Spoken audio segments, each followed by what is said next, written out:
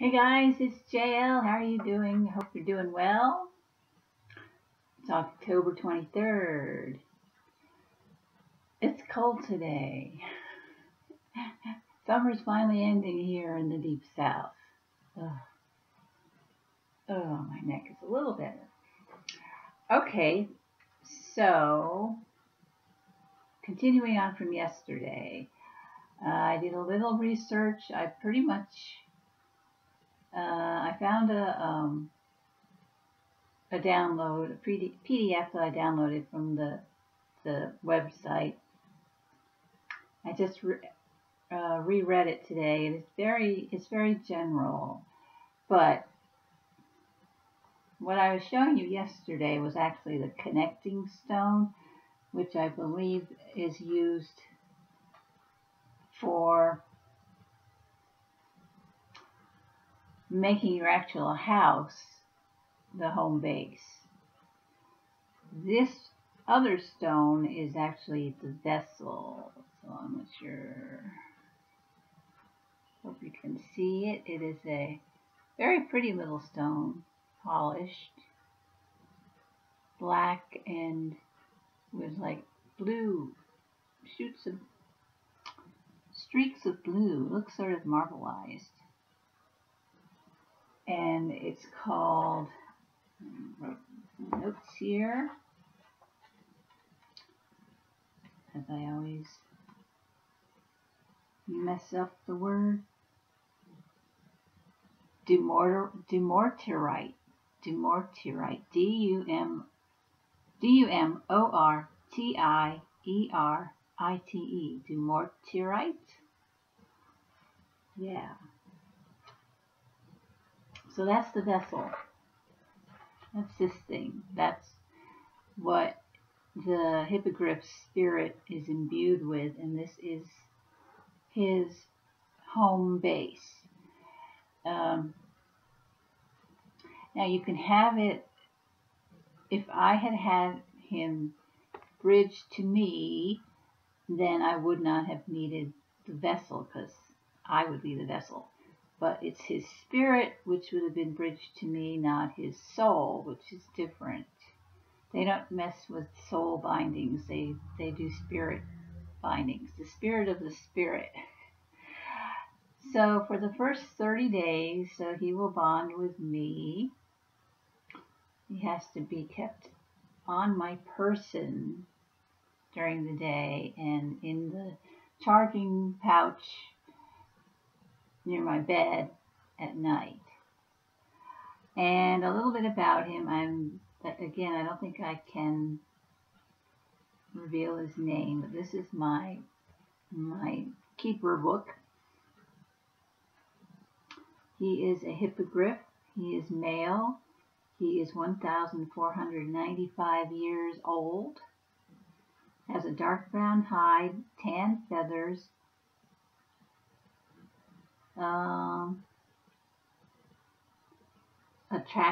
Attracts good luck and prosperity.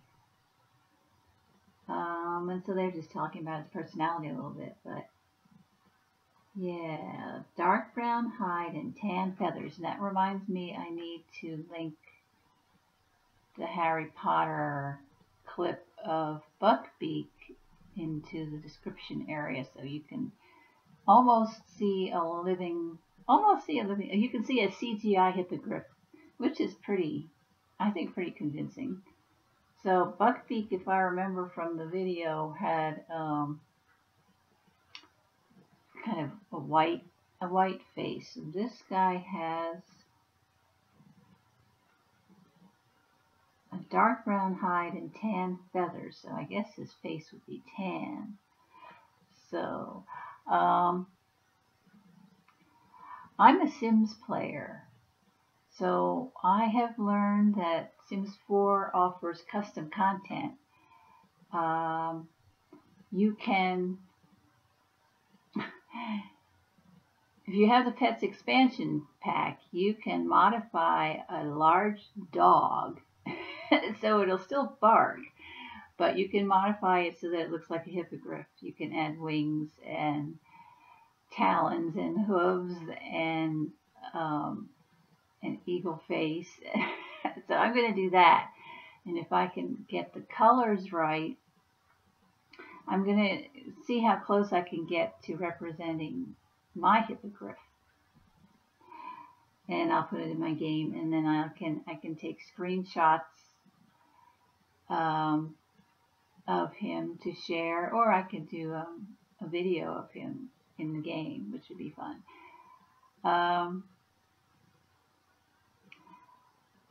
So I'm pretty spiritually aware. I've been talking to spirits, I guess, let's see, most of my life.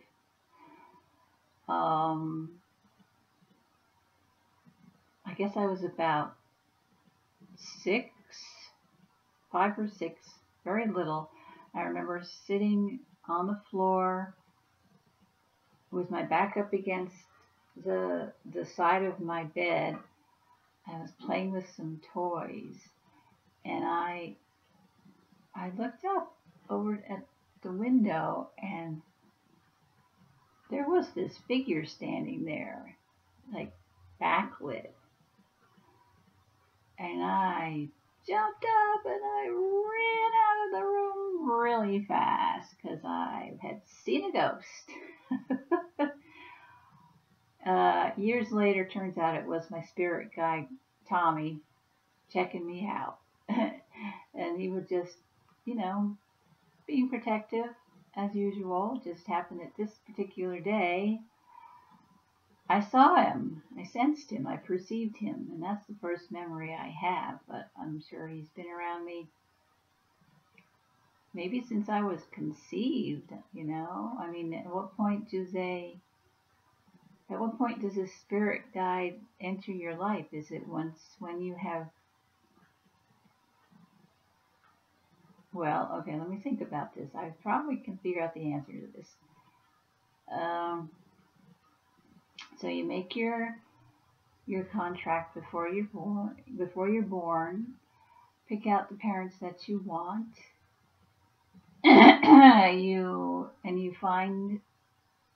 You ask a friend in heaven to be your spirit guide, and if they agree to that, then there's a lot of planning and training and stuff that you go through with the council.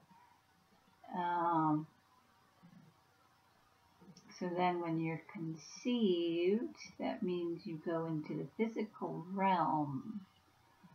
So I'm wondering, does the spirit guide wait until you are actually in the physical realm, i.e. born? Or are you considered in the physical realm when you enter the womb? So is the spirit guide with you when you're in the womb?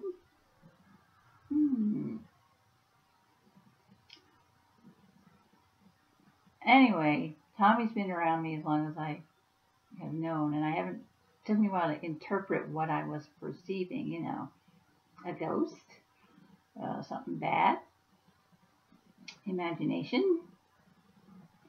My favorite phrase, imaginary friend.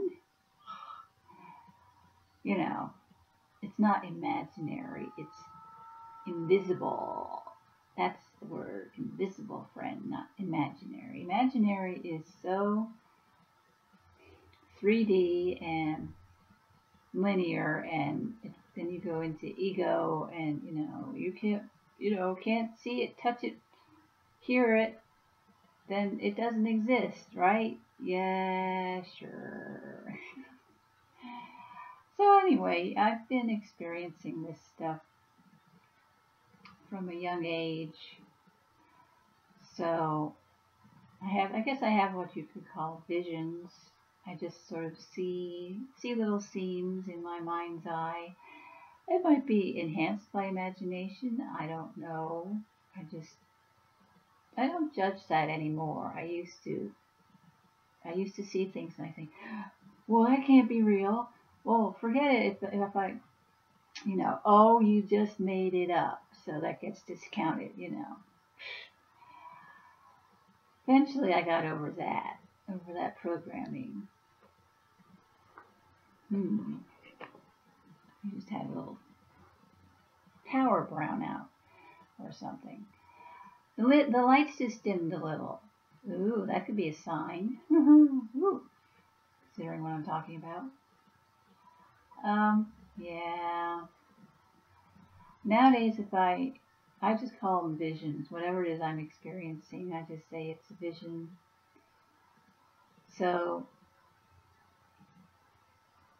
as soon as I started considering adopting the hippogriff, I started to see a hippogriff, but I didn't know male or female or real.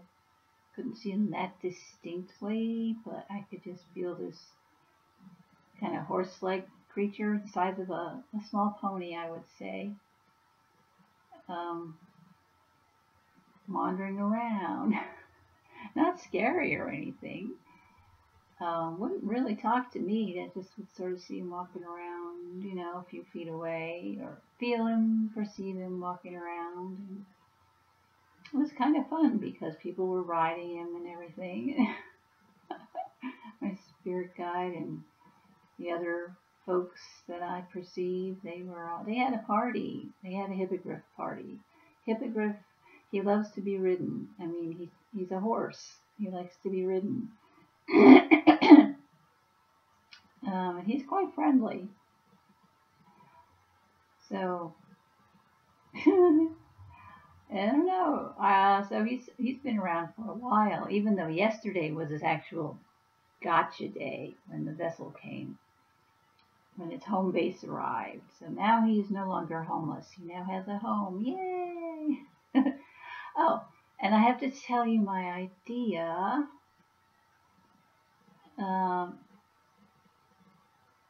Sort of a nebulous idea. I have a name anyway. I'm going to adopt, it's in the process, a unicorn and a griffin. So then my team will consist of my angels and guides and the hippogriff, the unicorn, and the griffin. And I'm going to call this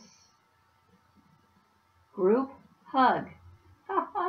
Group Hug. Capital H period, capital U period, capital G period. H for hippogriff, U for unicorn, and G for griffin. Group Hug. It's an acronym. Yeah. So Group Hug. I know what I want Group Hug to do to benefit me, but I'd like to incorporate some way for it to benefit other people as well. And that has not come to me yet. I think Mr. I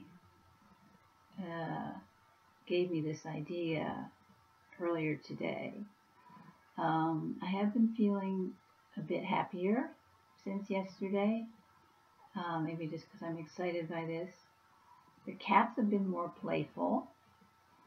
I actually felt like singing yesterday, and this morning I woke up humming a Beatles song, and they like music. Oh, I can tell you a little bit about them.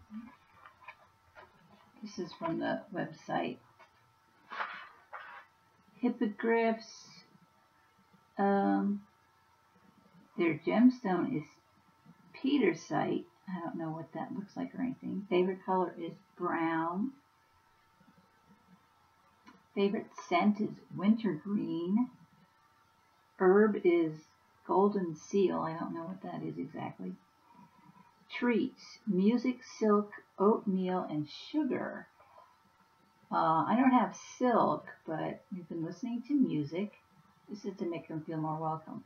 Been listening to music, and I actually have some oatmeal mix, some maple oatmeal. So I I scooped out a bit of that for him to make him feel welcome. I also wrote here in this book a welcome letter to him, telling him how glad he was here and what I hoped we could accomplish and what my plans were and stuff like that. for him to read. So I just sort of left it on the table with the little dish of oatmeal, and we assume it's been read. Now obviously they can't physically eat the oatmeal. I did a course called Fairyology a couple years ago by Doreen Virtue, and she explained the same thing about, this is called an offering. And so what you do for fairies or anything like this, you find out what sort of things they like, and you just set it out for them to enjoy. And what they do is, because they don't have a physical flesh and blood body, they obviously can't interact with it on a physical level, but an energetic level they can. So the etheric body, the energetic body, is what the hippogriff has now. So he has an energy body. He had the physical body, what was it, 1,400 years ago. And at some point he passed into spirit. I don't know. Does anybody know what the lifespan of a hippogriff was? They're not even sure they exist. So I don't know. Maybe I could ask him that. But when you leave an offering, the spirit takes the etheric form of it and enjoys it that way. So he had some etheric oatmeal, which means I could still probably eat that oatmeal. If I ate the physical form, he's already eaten the etheric version of it. But I'm going to leave it out for a while. I actually put it, it's not cooked or anything, so I just had a little dish of uncooked oatmeal with maple, I think it has like brown sugar mixed in. It's a mix. I actually stuck it in my microwave just as like a storage place, so that the cats won't get at it, because my kitten is just into everything these days. He's in terrible twos. And I get up in the morning and stuff's all knocked over because the cat's been on another frenzy. Oh well. So I think that's all I wanted to chat about. So I've got my Mr. I here, riding around with me in my pocket for the next month or so. And then when the unicorn and griffin come, I think, let's see, I have entries for each of them. Just a little bit about their personality. So I've got the griffin's name. Let's see, does it say what his vessel is? Oh, no. But